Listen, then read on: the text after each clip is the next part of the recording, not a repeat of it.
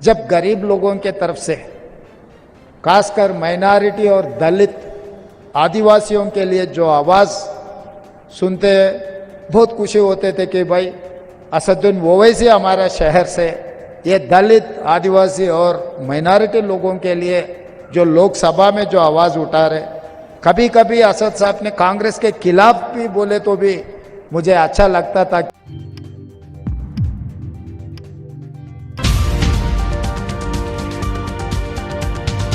अस्सलाम वालेकुम, आदाब दोस्तों, मैं हूं शम्स सईद और आप देख रहे हैं हर खबर आप तक। दोस्तों, थंबनेल में देखकर आप समझ गए होंगे कि आज किस बारे में बात करने वाले हैं। दरअसल आपको बता दें कि आप जिस नेता को बीजेपी की बी पार्टी और सी पार्टी और पता नहीं कौन कौन सी पार्टी घोषित करने पर तुले हुए रहते हैं, उनके मुखालिफिन भी उनकी जो है तारीफ़ करने से नहीं थकते हैं। सच्चाई सामने आ ही जाती है। एक आदमी अगर सच पर खड़ा हो तो उनके मुखालिफ भी उनकी जो है तारीफ़ करने पर मजबूर हो जाते हैं। ऐसा ही एक वीडियो है जो आज सोशल मीडिया पर वायरल हो रहा है। आपको बता दें कि तेलंगाना में कांग्रेस की सरकार है और वहाँ पर all India Muslim personal board के सदर भी मौजूद हैं। एक इजरा हुआ है किसी किताब का और 12 रबीउल अव्वल और यौम वफ़ात के ताल्लुक़ से कोई फंक्शन और प्रोग्राम था जिसमें तेलंगाना के सीएम रेवंत रेड्डी साहब भी यहाँ पर मौजूद थे। और जब उनके बोलने की बारी आई तो आपने ज़रा सी झलक और तस्वीर देखी होगी, जिससे आपको ये अंदाज़ा ज़रूर हो गया होगा कि वो किस ताल्लुक़ से बात कर रहे हैं और किस तरह से वो ओवैसी की भी तारीफ़ कर रहे हैं। और कह रहे हैं कि जब भी गरीबों की, माइनॉरिटीज़ की, दलित की, आदिवासियों की आवाज़ उठानी होती है तो सबसे पहले असदुद्दीन ओवैसी उठाते हुए नज़र आते हैं और हमारे ख़िलाफ़ भी कई बार बोलते हैं। लेकिन हमें खुशी होती है इस बात से लेकर कि चलिए कम से कम हमारे शहर से एक आदमी है जो मज़लूमीन की आवाज़ उठा रहा है। आप ज़रा ये वीडियोज़ देखिए और अंदाज़ा कीजिए। पिछले लोकसभा में मैं भी एमपी था। सदर साहब हैदराबाद शहर के इस कोने पे रहा तो मैं उस कोने पे एमपी बना था।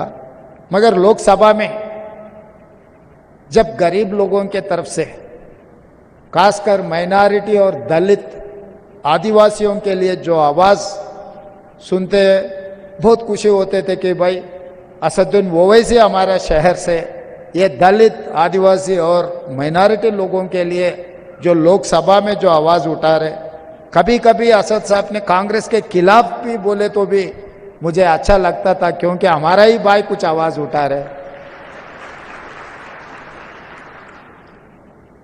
हमारे खिलाफ बोले तो कोई दुश्मन नहीं होते। हर सरकार को चलाने में कभी कभी गलती भी हो सकता है।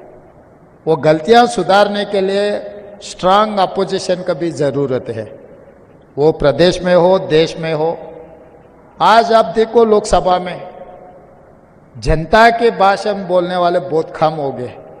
जहर फैलाने के लिए आपस में पंचायत लगाने के भाषण ज़्यादा हो गए। तेलंगाना से खासकर या कंबाइंड आंध्र प्रदेश में पिछले दिनों में अच्छा नेता लोग थे।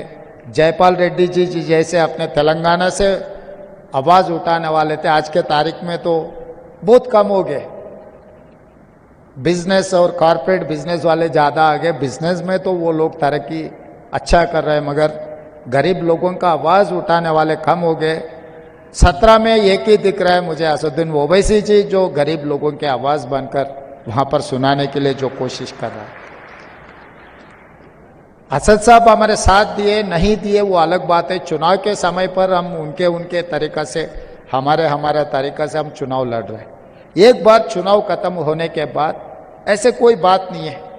हम सब मिलकर 4 करोड़ तेलंगाना जनता को कुछ अच्छा के लिए, कुछ वेलफेयर के लिए, उन लोग डेवलपमेंट के लिए, हैदराबाद शहर को सुधारने के लिए हम लोग मिलके काम करने का ज़रूरत है। हम अलग अलग बैठकर, अलग अलग सोचकर हम लोग कुछ किए तो इस शहर का नाम खराब हो जाएंगे। इसीलिए मैं एमआईएम पार्टी से पूछकर या उनके तरफ से कोई सुझाव आए तो भी हम लोग आगे पीछे नहीं कर रहे हैं। ईसा मुंह से रिवर जो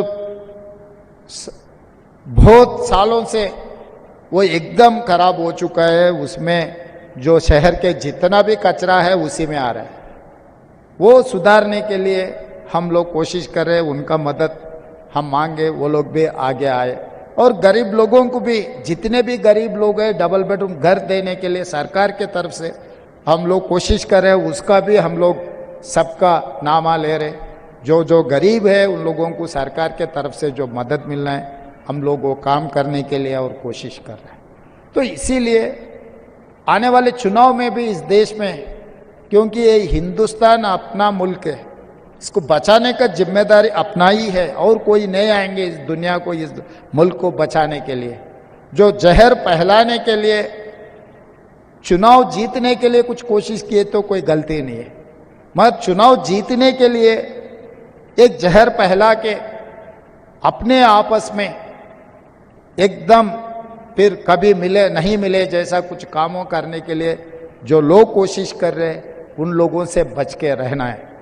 आगे यहाँ से कोई भी अगर चुन के जा रहा है इस देश को बचाने के लिए, गरीब लोगों का आवाज़ उठाने वाले रहा तो और बेहतरीन रहेंगे, क्योंकि इस मुल्क को बचाने का आज़ादी हमने लड़के ला ली, इस मुल्क को बचाने की जिम्मेदारी भी अपना ही है।